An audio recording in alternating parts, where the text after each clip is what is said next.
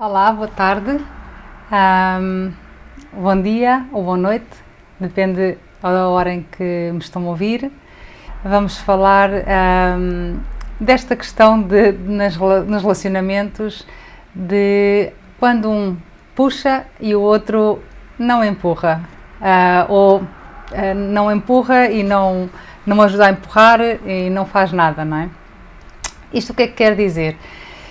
Não sei se vocês já tiveram essa sensação em algum relacionamento de estar ou a remar contra a corrente, a querer caminhar numa direção e sentir que a outra pessoa não está a fazer o mesmo esforço, ou até parece que está a fazer um esforço no sentido oposto, ou se vocês sentiram já alguma vez que remam em direções diferentes. Parece que de repente nós estamos a remar numa direção e olhamos para o lado e o nosso companheiro ou a nossa companheira parece que está a remar noutra direção, a tentar ir por outro caminho. Essa sensação, muitas das vezes, quando nós nos damos conta disso num relacionamento, gera um pouco de... começa a gerar algum desconforto, até às vezes que nós nos apercebemos disso demora às vezes um bocadinho de tempo. Depois pode gerar frustração, porque nós estamos a tentar às vezes até fazer entender as coisas, ou explicar, ou querer que a outra pessoa veja aquilo que nós vemos, ou sinta aquilo que nós sentimos, e isso às vezes não acontece.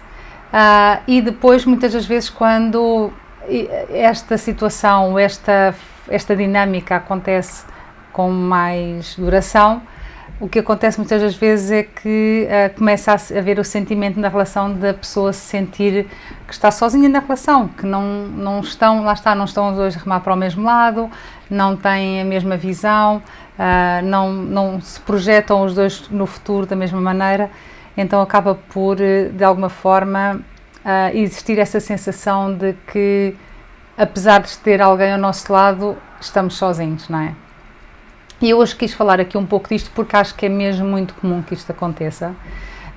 Não quer dizer que seja na relação em geral ou em tudo, mas às vezes até em certos aspectos da convivência ou certas problemáticas que se possam viver dentro da relação, que às vezes até outras áreas da relação até podem estar bem, mas numa determinada área isto acontece, não é?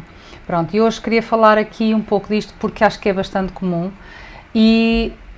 Ok, regressamos sempre por um lado ao tema da comunicação, é um facto, mas às vezes não é só isso, às vezes é realmente não nos irmos, diríamos assim, atualizando, não é? Em relação àquilo que é a relação e também que é o outro, não é? Pronto. Ou seja, por exemplo, nós começamos a relação de uma determinada maneira, ela vai evoluindo, vai crescendo, etc. Mas temos, por assim dizer, a versão 1.0 da relação, não é?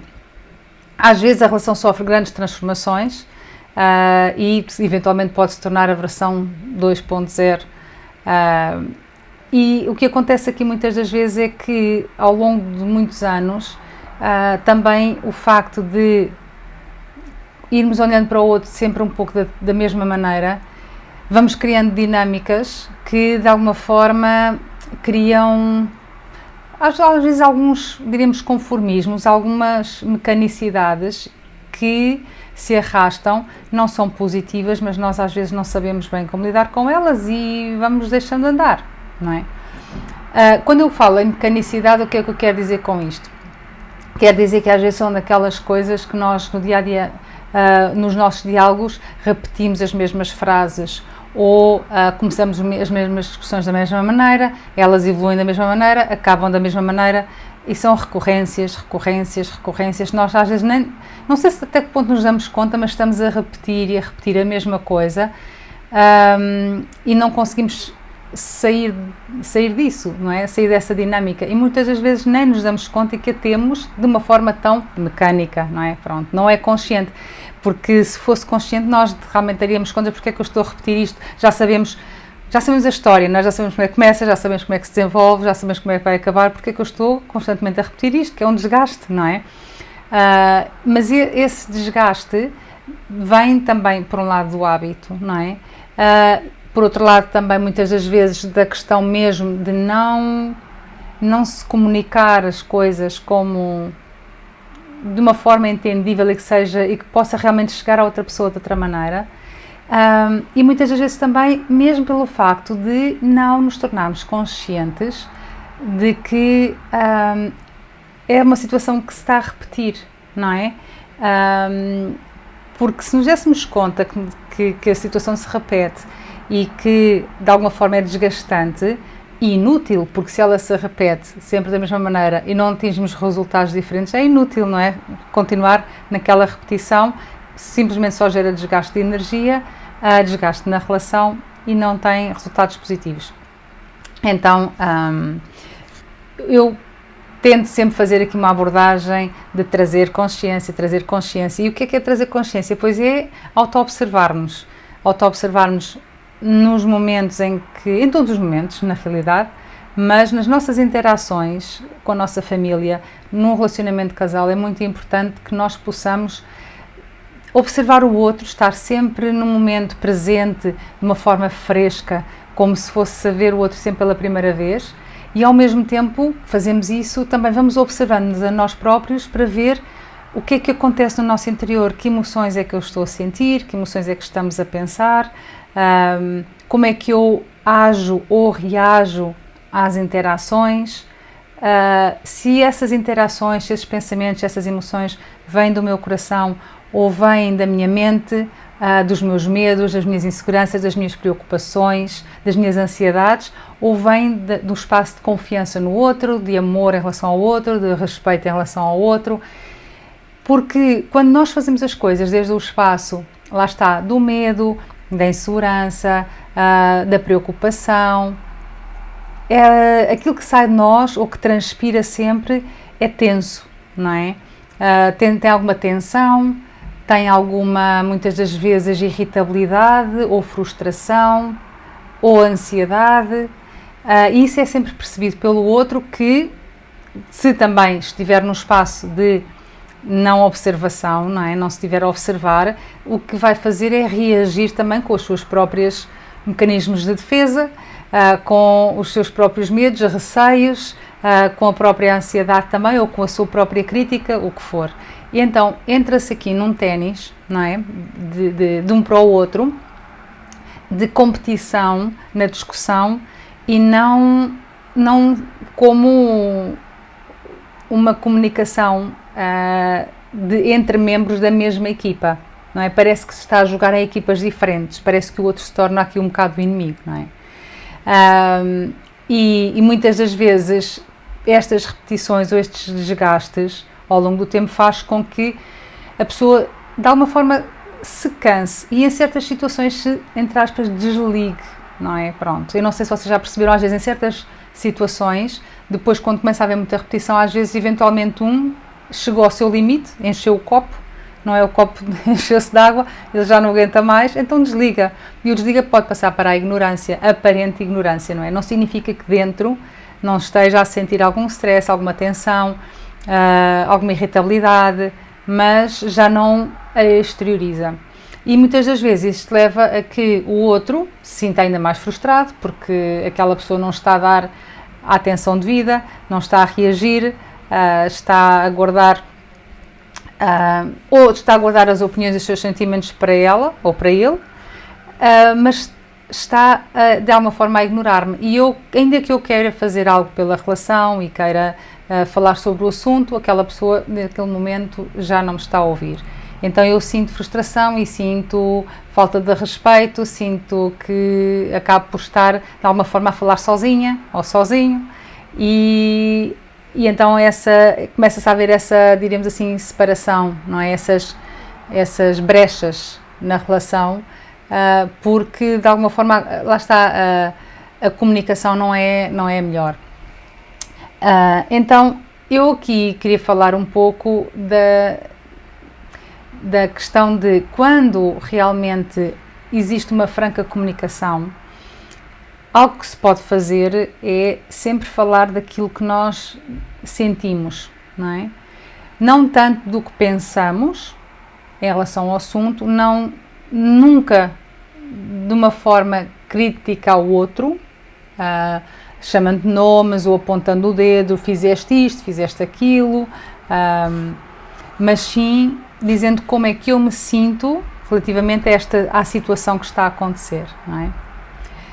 Quando é assim, quando eu expresso aquilo que eu sinto em relação à situação que está a acontecer, quando eu de seguida posso dizer, olha, eu sinto-me assim, sinto-me triste porque isto está a acontecer, o que eu precisava era que tu pudesses ajudar ou nós pudéssemos fazer desta maneira ou daquela, aqui estamos também a apresentar uma eventual solução, não é?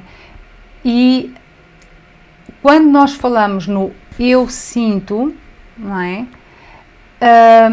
É algo que, no facto de não estar a atacar o outro, não estar a chamar a atenção ao outro como se o outro fosse o único responsável pela situação, eu estou a falar de mim, faz com que o outro, de alguma forma, tenha mais abertura para ouvir e possa também dizer, olha, eu sinto assim, mesmo que se tenham sentimentos diferentes em relação às coisas, ou divergências de opinião, ou diferenças de opinião, quando se transmite aquilo que se sente e se pode escutar o outro respeitando aquilo que ele sente, porque às vezes também há algo, não sei se vocês já passaram por isto, mas muitas das vezes nós achamos que aquilo que o outro sente não faz muito sentido, ou se eu estivesse naquela posição, se calhar não sentiria a mesma coisa.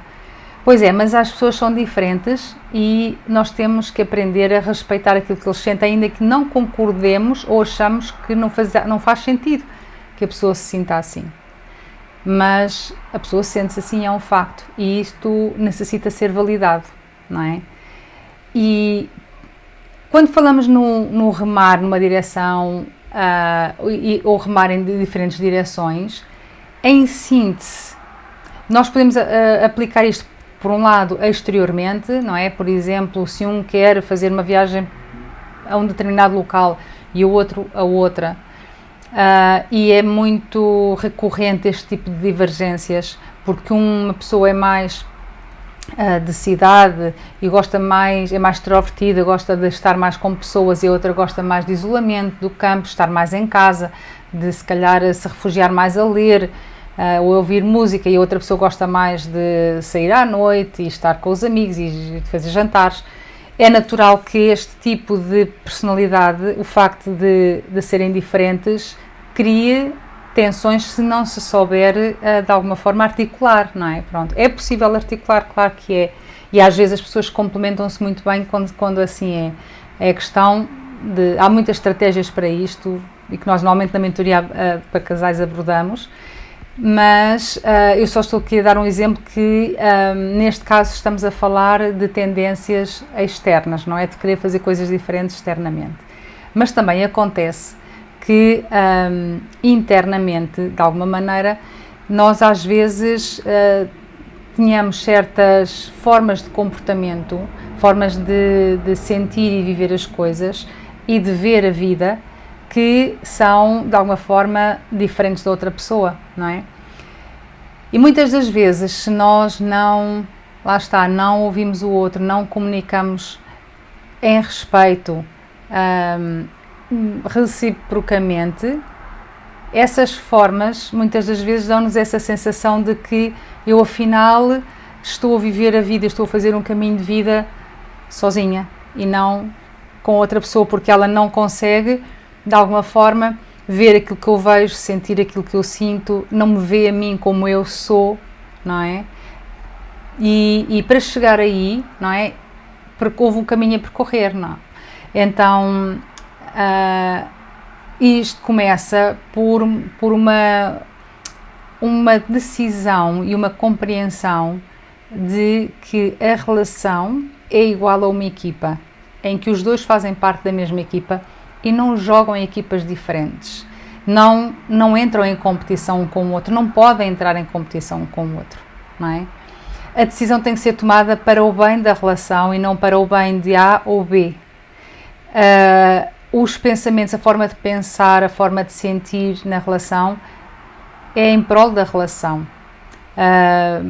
Eu vou falar, eu vou expressar, eu vou atuar da forma como for mais conveniente para a relação, não como for mais conveniente para mim, ok? Isto faz toda a diferença. E hoje em dia, aquilo que eu posso observar é que existe muito, diríamos assim, um egocentrismo, não é? Dentro da relação. Cada pessoa às vezes é muito egocêntrica. Claro que cada um tem as suas necessidades, essas necessidades é importante que sejam de alguma forma colmatadas, não é? E que o outro nos possa ajudar a colmatar as necessidades. Já falámos aqui, eu já mencionei, que eu acho que a outra pessoa deve vir à nossa vida para nos fazer mais felizes, não é? Para nos fazer felizes, não é? Portanto, as nossas necessidades à partida é algo que nós, de alguma maneira, precisamos de aprender a suprir. Claro que existem necessidades dentro da relação, não é? E que também é importante partilhá-las e que é bom que realmente o outro possa ajudar a nutri-las, não é? Contudo, essas necessidades não devem gerar, diríamos assim, aquilo que chamam-se os apegos, não é? Porque às vezes estarmos muito apegados a essas necessidades fazem com que começamos a cobrar ao outro a obrigação de ter que dar resposta a essas necessidades. E essa atitude de cobrança coloca mais uma vez a atitude de separação, não é? Como se vamos exigir ao outro que faça algo, eventualmente até se calhar contra a vontade dele, não é? E então não estamos a amar na sua vontade, não estamos a amar nas suas decisões. Eu sei que isto é tudo muito complexo porque necessita de amadurecimento, necessita de autoobservação, necessita que nós refletamos sobre as coisas, que conversemos muito sobre as coisas com o outro, não é? E se calhar quem me está a ouvir provavelmente vai dizer, mas nós vamos fazer isso, mas o outro não faz, não é? Pronto. E voltamos aqui então à mesma questão. Ok, são duas questões aqui. Uma é, eu vou atuar na relação de uma maneira só porque o outro atua? Ou vou atuar na relação da forma que eu acredito que é uma forma construtiva de atuar na relação, para bem da relação, não é? Se eu fizer a minha parte é muito mais fácil que o outro faça a dele. Estar na dependência, no jogo, se tu fazes eu também faço, se tu não fazes eu não faço, eu acho que entramos no jogo do olho por olho, dentro por dentro, que não é aquilo que nós queremos, mas é aquilo que muitas das vezes está a acontecer nos nossos relacionamentos, na maior parte dos relacionamentos, não é? É aquela sempre um pouco a avaliação do que é que se está a dar, do que é que se está a receber, como é que eu posso... acaba por não haver muitas das vezes uma entrega total e um compromisso total no seio da relação. Então, muitas das vezes quando isto acontece, lá está, às vezes não se coloca, não se abre totalmente o coração a viver e a decidir juntos em função da relação, não é? Para que possam os dois estar a remar na mesma direção, para que não se sintam estar contra a corrente e quando não é assim, então o que acontece muitas das vezes é que a pessoa, de alguma forma, às vezes quer que as coisas funcionem de uma determinada maneira, tenta impor isso e às vezes a outra pessoa, de alguma forma, contraria, não quer, depois acaba por se fechar e então nós sentimos que estamos a puxar e que o outro não está a empurrar, não é? Sentimos que nós estamos a fazer os movimentos um bocado sozinhos. Aqui a questão é que se lá nós estamos a fazer os movimentos que achamos que são bons para nós, mas se calhar não são os movimentos convenientes para a relação. E não significa isto que temos que fazer a vontade do outro sempre, ou que isto significa que temos que fazer a vontade do outro. Significa que temos que, em conjunto, conversar sobre os assuntos de uma forma construtiva, para que possamos aprender as novas perspectivas que o outro possa dar, abrir a nossa mente também, ver alternativas e criar, de alguma forma, a dois, soluções construtivas para a relação, não é? Em prol da relação. Isto faz muita diferença porque nas pequeninas coisas e nos pequenos desafios que a vida já nos coloca exteriormente, se o casal estiver unido como uma equipa interiormente, num círculo, diríamos assim, fechado, não é?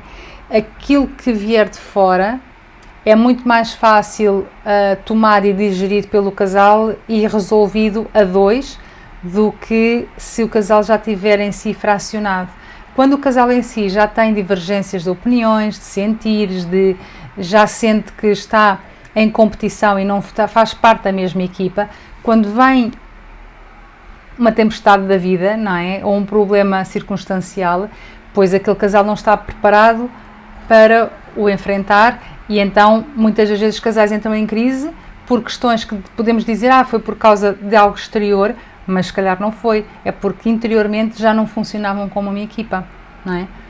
Então, quando um puxa, o outro empurra, ok? A questão aqui é compreender se puxa e se empurra a favor da relação, não é? E não a favor de um dos membros da relação.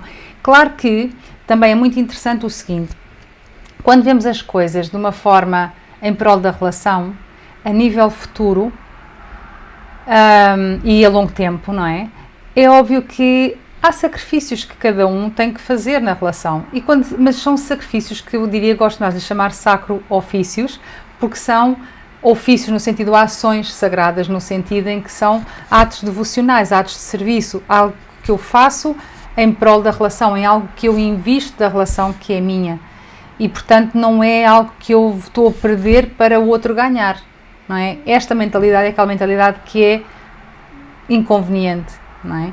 Agora, se nós percebermos que, por exemplo, em termos de carreira, acontece às vezes, não é?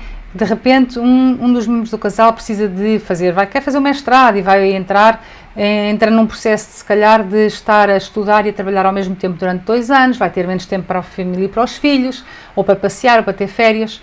Ok, então podem acordar que um fica mais sobrecarregado das tarefas domésticas, do cuidar dos filhos, se calhar, para que o outro possa ter a liberdade de fazer isso. Mas porquê? Porque isso vai, se calhar, trazer maior rendimento depois futuro para a relação, que depois vai permitir dar resposta a alguns objetivos que, se calhar, o casal quereria ter, uma casa maior para ter os filhos, enfim. Então não significa que depois, futuramente, as coisas não se podem inverter e se calhar aquela pessoa que tinha ficado mais a cuidar da família, se calhar também não possa então depois, se calhar, necessitar de mais tempo a fazer uma outra formação, também ter um curso ou ter que trabalhar 6 meses para algum lado, destacado ou destacada, para poder ter algum outro rendimento e então ficar o outro. Então, mas porquê? Porque se pensa na relação e no benefício a longo prazo daquilo que é para os dois. E esta dança, não é? É importante que possa ser compreendida desta forma e não tanto, eu só faço se tu fizeres, não é? Ou eu podia fazer mais, mas como o outro não faz mais, eu não faço porque não quero ficar a sentir que estou a pôr a mais na relação do que o outro. Este tipo de mentalidade é uma mentalidade, diríamos assim, egoísta, não é? Porque a pessoa está a pensar nela própria, não está a pensar no bem da relação, então não está com os seus 100% na relação, não está 100% comprometida na relação, não está de uma forma 100% entregue. Claro que para que nós nos entreguemos numa relação, precisamos sentir confiança, não é? Confiança no outro, saber que o outro está lá para nós quando nós precisamos, saber que o outro tem os mesmos valores em relação à relação do que nós, não é? Valoriza a relação da mesma forma que nós valorizamos, prioriza a relação da mesma forma que nós priorizamos. Claro que isso estabelece essa confiança, não é? Para que nós possamos então depois comprometer-nos e realmente tomar essas decisões assim maiores ao longo do relacionamento e da vida, não é? Então, a questão aqui regressamos, não é? Quando um puxa e o outro não empurra, também tem outros matizes às vezes. E isto tem a ver com, às vezes pode ser só a questão da forma como nós nos posicionamos na relação, que era o que eu estava a mencionar, mas às vezes pode ter, diríamos assim, gatilhos escondidos que levam a pessoa a agir dessa forma. E muitas das vezes pode ter a ver com problemas de relações anteriores que aconteceram e que a pessoa vem de alguma forma algo traumatizada disso ou condicionada na sua forma de pensar e na sua forma de agir porque viveu as coisas de determinada maneira, se calhar todos também já experienciaram isso um pouco. Às vezes pode ter a ver também com situações de infância em que a pessoa vivenciou ou presenciou o relacionamento dos pais de determinada maneira e de alguma forma incorporou certo tipo de comportamentos e simplesmente os repete mecanicamente. Ou pode ser até, não isso, mas outro tipo de trauma que possa ter sofrido na infância e que está, de alguma forma, a agir em função desse trauma, mesmo que seja de uma forma totalmente inconsciente, ok? Às vezes não é de uma forma consciente. Então, às vezes, quando estou a fazer a mentoria para casais e estamos a conversar sobre as coisas, muitas vezes começamos a tentar perceber porque é que a pessoa sente assim, qual a origem daquele sentimento, daquela emoção, e muitas das vezes a pessoa de repente viaja ao passado quando tinha se calhar 5 anos de idade e se calhar o pai teve uma reação com ela de uma determinada maneira, e então ela, cada vez que alguém faz aquele tipo de abordagem, a reação dela é uma reação eventualmente de medo, de se fechar, de ficar congelada, depois depende de muita coisa. Muitas das vezes aquilo que nós estamos a projetar e a manifestar no dia a dia tem muito a ver com a forma como vivemos o nosso passado e qual é a nossa história, não é? Acho que isso, por um lado, todos sabemos. O que acontece é que no nosso dia a dia não temos essas coisas em consideração. Um casal normalmente chega à mentoria para casais, às vezes quando já esgotou todos os recursos que tinha à sua mão, não é? Existem muitos outros, mas às vezes aqueles que o casal tinha já os esgotou, estão desgastadíssimos, e às vezes já estão no limite de, ok, ou isto agora resulta com mentoria, ou então acabamos por ter que nos separar, não é? E se calhar eu aqui menciono que é importante às vezes, hoje em dia há um bocadinho um estigma de pedir ajuda nestas questões mais íntimas, mas é importante porque de alguma forma, às vezes uma visão diferente de fora, estratégias diferentes, ferramentas diferentes e às vezes coisas tão pequeninas como o dizer a mesma frase de uma forma diferente faz toda a diferença. E pode impedir, não é, e evitar que realmente uma separação ou um divórcio aconteçam. Porque existem tantos divórcios hoje em dia e, quanto a mim, sinceramente, muitos deles desnecessários porque simplesmente não haviam os recursos ou porque as pessoas não pediram ajuda, não é? Algum profissional que os pudesse ajudar dentro dessa área. Então, eu acho muito importante e também estou feliz porque hoje em dia também vejo que casais mais jovens começam a aparecer já a querer fazer prevenção, ou seja, começam a sentir alguns problemas e vêm para pedir ajuda, para ver como é que podem lidar com estes problemas no futuro, para não terem problemas mais difíceis ou complexos no futuro. Isto é uma grande alegria para mim, é algo também que nota-se, né, que existe uma mentalidade, diríamos assim, algo diferente nas camadas mais jovens. E vai fazer toda a diferença, não é? Porque previne. Se por um lado às vezes podemos pensar que as camadas mais jovens, e é verdade também, infelizmente já muitos deles não têm tanto a fé no amor, não é? Ou a crença de que realmente o amor é possível, existe porque existe uma forma comportamental de troca de parceiros muito frequente e às vezes não dando tempo realmente a um sentir mais profundo, é algo mais circunstancial. Isso acaba por, de alguma forma, construir na psicologia interna da pessoa a descrença no amor ou a falta de contacto com uma relação baseada no amor, não é?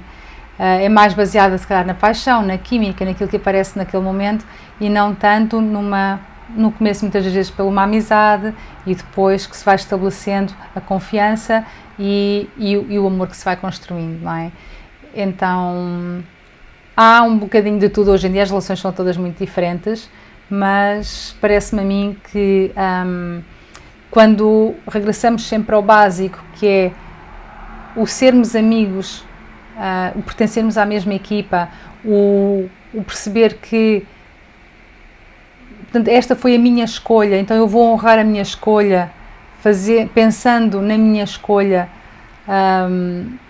e priorizando a minha escolha, a relação que eu tenho, não é? Não tanto aquilo que é o meu interesse pessoal,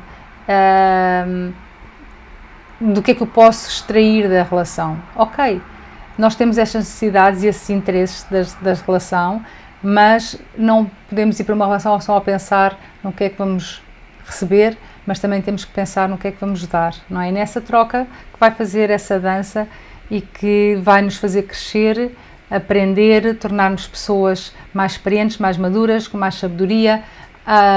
Às vezes, obviamente, também vamos passar por crises, por dores, faz parte, não é? Faz parte da... ninguém nos ensina na escola, não é? Como é que nos devemos relacionar? Eu estou aqui a acabar de ter o curso preparado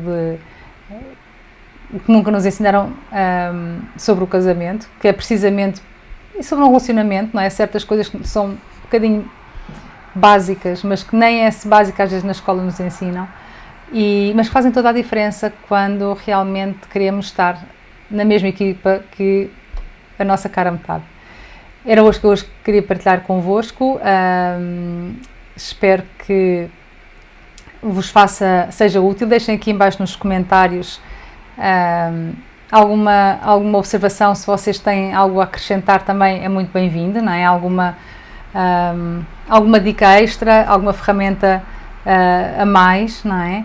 E podem me encontrar em Margarida Castro, www.margaridacastro.com, e também em Margarida Castro Mentoria no Facebook ou no Instagram.